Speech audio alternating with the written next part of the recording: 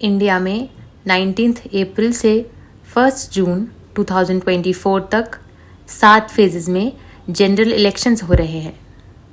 पर क्या आपने कभी आज़ाद भारत के पहले जनरल इलेक्शंस के बारे में सोचा है?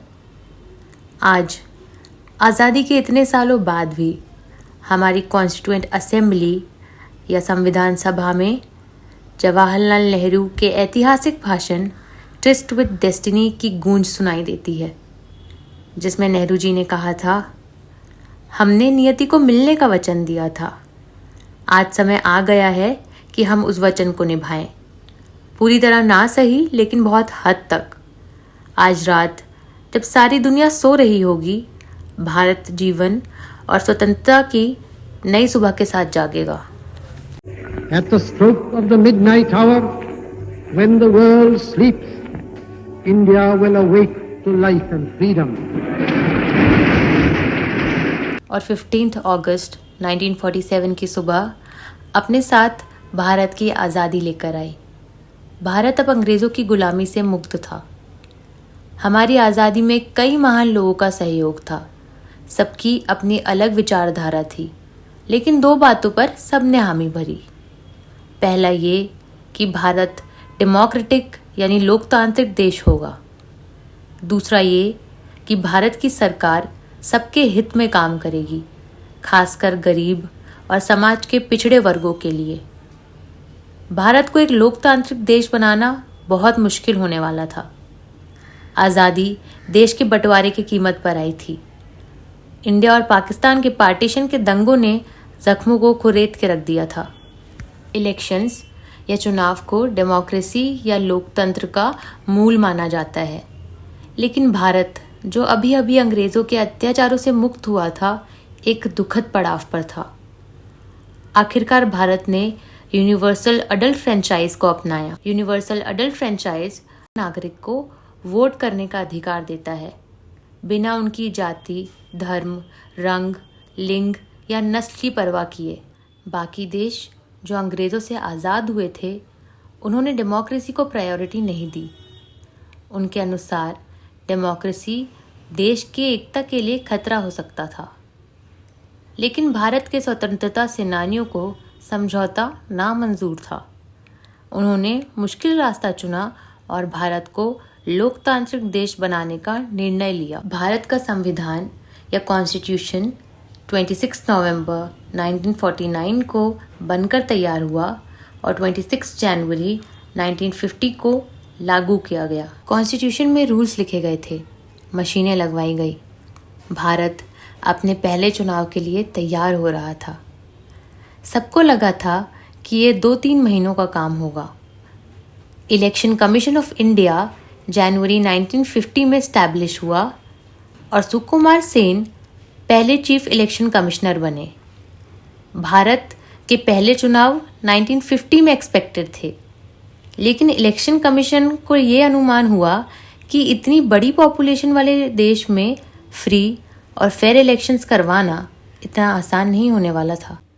चुनाव करवाने के लिए देश को इलेक्टोरल कॉन्स्टिट्यूएंसीज में बांटना था। नागरिकों के नाम की लिस्ट बनवानी थी। यही 2 काम थे और ये दोनों ही काम काफ़ी चैलेंजिंग थे। एलिजिबल वोटर्स की लिस्ट की पहली ड्राफ्ट ने एक और मुश्किल खड़ी कर दी। लगभग 40 लाख औरतों के नाम ही नहीं थे। उनका नाम केवल इसकी बेटी या उसकी पत्नी ऐसे लिखा गया था। इलेक्शन कमीशन ने ये लिस्ट रद्द की और एक नई लिस्ट बनाने का प्रस्ताव रखा। आप सोच सकते हैं कि ये कितना मुश्किल होने वाला था। इससे पहले दुनिया में कभी भी इतनी बड़ी पॉपुलेशन के देश में डेमोक्रेटिक इलेक्शंस नहीं हुए थे। उस समय 17 करोड़ एलिजिबल वोटर्स, 3200 MLAs और 489 लोकसभा मेंबर्स थे। 17 करोड़ में सिर्फ 15% वोटर्स पढ़े लिखे थे। इलेक्शन कमीशन ने 3 लाख से ज़्यादा ऑफिसर्स को पोलिंग करवाने की ट्रेनिंग दी। केवल भारत की पॉपुलेशन ही समस्या नहीं थी। पहले जनरल इलेक्शंस एक गरीब और अशिक्षित देश में डेमोक्रेसी की भी परीक्षा होने वाली थी। इससे पहले डेमोक्रेसी केवल यूरोप और नॉर्थ अमेरिका जैसी जगहों पर थी, जहां ऑलमोस्ट सारे सिटीजन्स एजुकेटेड थे। पर तब भी यूरोप के काफ़ी देशों ने औरतों को वोट करने का अधिकार नहीं दिया था। तो भारत का यूनिवर्सल अडल्ट फ्रेंचाइज को अपनाना, सभी नागरिकों को वोट का अधिकार देना एक रिस्की और बोल्ड डिसीजन था। एक भारतीय पत्रकार ने इस चुनाव को दुनिया का सबसे बड़ा जुआ या गैम्बल कहा था। एक मैगजीन ने ये तक डिक्लेयर कर दिया था कि जवाहरलाल नेहरू इस चुनाव के फेलियर को कन्फेस करने के लिए जिएंगे। और एक इंडियन सिविल सर्विस के ब्रिटिश मेंबर ने कहा था कि आगे का विकसित समाज इतने सारे इलिटरेट लोगों की वोटिंग को आश्चर्य से देखेगा। इलेक्शंस 2 बार पोस्टपोन हुए और फाइनली अक्टूबर 1951 से फरवरी 1952 तक देश में वोटिंग हुई। 6 महीने लग गए कैंपेनिंग, पोलिंग और वोट काउंटिंग में। इलेक्शंस कॉम्पिटिटिव थे। हर सीट के लिए 4 से ज़्यादा कैंडिडेट्स थे। लोगों ने बड़ी मात्रा में वोट किया।